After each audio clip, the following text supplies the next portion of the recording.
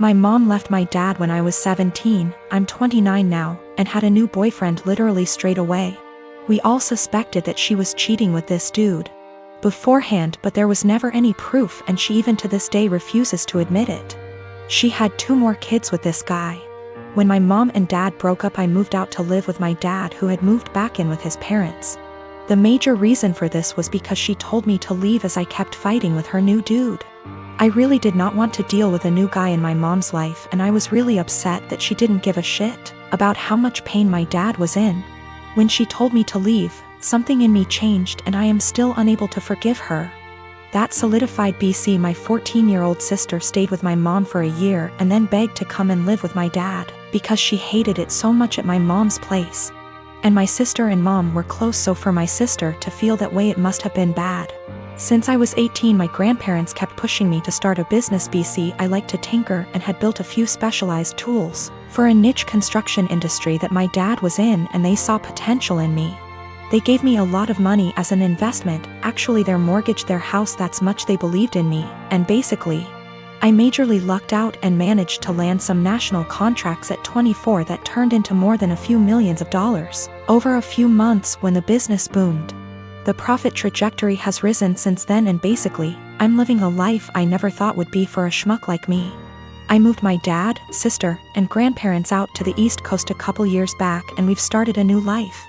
I am surrounded by people who see and saw the best in me, and I'm grateful so much. BC. I was seriously messed up after my mom blew our family apart. For the last couple years or so, my mom has been on my case to reunite with her. She is getting increasingly more insistent that I go visit her and her boyfriend and kids, and keeps trying to guilt trip me because my sister has a much more privileged life now and my younger 2 half-siblings don't. She keeps telling me that even if I don't forgive her, I should look out for the kids as they're innocent in all this. She made her bed and she can lay in it, but the guilt eats me alive sometimes. I just can't forgive her though. I met this guy about 18 months ago, and we've been together since. He knows about my employment history, and he said that he has no issue with it. Though he did ask me to tell his family the white lie I occasionally use on my CV and stuff, which is that I was a waitress. A month ago we found out that I'm 2 months pregnant. He says this is great news, and we should move in together. I assumed he'd be moving into my place because he rents his far smaller 1-bedroom flat while I own mine. And I have room for a baby's room while he doesn't. Also, I really don't want to leave my flat. It's my flat, I love it, I could see myself living here for the rest of my life. And I don't want to lose the security of owning a flat and have to go back to paying rent or a mortgage each month. However, he then said that he didn't want to move into my place, and said I should sell it and we buy a place together. I said that I like my place, it means a lot to me that I was able to buy it. And it represents years of working my arse off, scrimping and saving. He then said that he understands all of that, but we should be living together by the time the baby comes, and he didn't want to live in my flat. I asked him why not. It's a great flat, it's central to everything, it's spacious, it's got room for all his stuff. There's a daycare in the building, run / owned by another tenant, and a school 5-minute walk away, the list goes on. And he said that he didn't want to live in a flat that was bought with stripper money. That really pissed me off, and I told him no. Way am I selling my flat, and that he never had an issue with my stripper money paying for this flat before now. I said I wasn't giving up the security of owning a home for someone who tries to make me feel ashamed about something I don't feel ashamed of. He said that his point is if I sold the flat, then we could get a new place with the money from the sale. I said, wouldn't that still be stripper money? And he said that's different, and I asked how. He then said he was going back to his place because I can't talk to you when you're in this state. He's gone back to his flat now, and he's texted me saying I'm overreacting / irrational, and I need to think of this realistically, rather than emotionally. He says he wouldn't feel right raising a child in my flat knowing how I purchased it, and selling back / moving is the best idea of all of us, not to mention the fact he isn't on the deed because it's my place and it would never feel like our place because of this. I feel I might be the arse because I get why he might feel like it's just my place, and I feel I'm being too rigid in a time we need to work together. Plus I spoke to my sister and she sided with him, so 2 out of 3 people think I'm in the wrong here. I dumped him. There was a whole conversation, and during the conversation he said he didn't want to be a parent if I wasn't willing to do everything he wanted, including sharing a house / deed, plus staying together. Also, at the start of the conversation I said what a few people suggested, which was that I'd be willing to sell and split the house with him, provided he paid 50%, and he got very, very angry. Very, very quickly. He also said a few other things, how it's all going to pan out just yet, but it looks like I'm going to be a single mother. My wife and I, both mid-30s, have been happily married for 9 years. We don't have any kids and don't want kids. We had the what if talk before getting married. She told me she would want to have an abortion if she ever got pregnant. Yesterday my wife told me she's 9 weeks pregnant. She's on the pill, but accidents happen. She said she wants to carry to term and give the baby up for adoption. Naturally, I was surprised by the news and her change of mind. I asked her if she considered getting an abortion. She said she had, but she doesn't want to because she feels a bond to the fetus. She told me she has been researching adoption and learned that the local adoption agencies only accept birth mothers who are okay with having an open adoption. I told her I wasn't really comfortable with this and asked her if she would have an abortion. She started crying and spent the night at her sister's place. She won't answer my phone calls. I'm uncomfortable with this for a few reasons. I was adopted at birth and my adoptive parents weren't the best. I know this isn't the case for everyone who was adopted, but I can't help but have a negative view about it. A few years ago I tried to find my biological parents to learn my medical history, but I couldn't. I was sore about it for a little while, but it doesn't bother me anymore. My wife is aware of these points. I just don't want to pass on my genes because they're essentially a mystery to me. I also don't like kids. My wife said she actually would prefer to keep the baby, but she knows I wouldn't want to.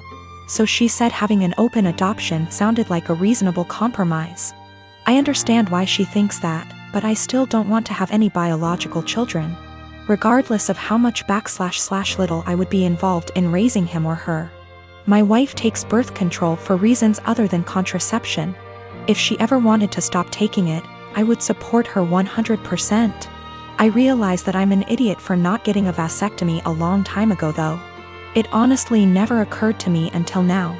I think because my wife has always been on birth control and said she would have an abortion, I see now that it was irresponsible of me to not get one regardless. I'm going to get snipped. She and I talked, it was emotional for both of us, but no voices were raised. I apologized for putting her in this position by being an idiot and not getting a vasectomy earlier.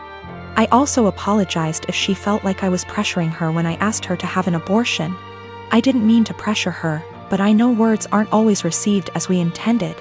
She said she felt pressured a little, but forgave me because she knows I was totally caught off guard.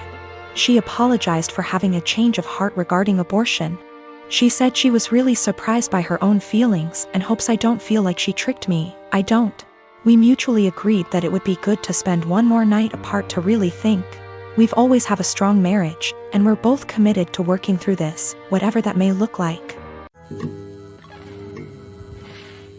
I, 37M, have 3 girls, 8, 10, and 12. Their mother walked out on us for another man when our youngest was around 4. My ex still stays in contact, though, and pays child support. A few weeks ago while doing laundry, I saw red spots on my oldest's underwear. I asked her if she knew about it, and she cried and told me she tried to call her mom, but my ex didn't call back. She'd been stuffing toilet paper in her underwear, hoping that would work. I explained to her that periods are nothing to be ashamed of, and found some great resources online for us to review together. I took her to the store to pick out brands of feminine products she wanted to use. She picked Playtex Sport because she's a gymnast. After we were done, I decided I should do the same thing with my other 2. My 12-year-old volunteered to be part of preparing them, and we made a whole night of it. It was wonderful. And I learned a lot. I even learned what a menstrual cup is, and how they benefit the environment. The other day, my ex called back. I'll usually arrange a video chat and leave the room so they can have some alone time, and when they're done chatting, I'll come back in to talk boring co-parenting stuff like school, bills, etc. This last time, my ex was furious with me for talking about periods with the girls. She shouted at me that I was sick and perverted. Why didn't I call her myself if I knew it was so urgent? I could have called one of their grandmas / aunts, but my mom has dementia. While her mom and sisters call me a loser because I teach kindergarten, so I'm not fond of them. My ex told me I was being immature and should have just toughed it out for the girls. This really pissed me off, so I shouted back that maybe if she wasn't such a deadbeat and answered her goddamned phone once in a while, she could have handled this. I brought up everything she does that hurts them. She hasn't been to a single soccer game, piano recital, or gymnastics meet in 2 years. Every other weekend when they come home from her house, they go straight to their rooms, only to emerge hours later asking me why she loves her new husband more than them, and what did they do to make her leave. My ex responded by saying I should tell them it's not their fault I couldn't satisfy her, and I screamed. And she just smirked and pointed behind me, saying, "Look what you did," when I turned around. My 8 years old and 10 years old were standing in the doorway crying. It broke my heart. I never shout, so I know I scared them. My 12 years old stormed in and started screaming at her mom, and while I appreciate her sticking up for me, this is not a battle I want her fighting. My ex hung up before I could fully de-escalate the situation. And let's just say the girls have been given free reign of the ice cream and limitless hours of video games, because I feel so bad. I even watched all the Twilight movies with them, so don't say I don't love them.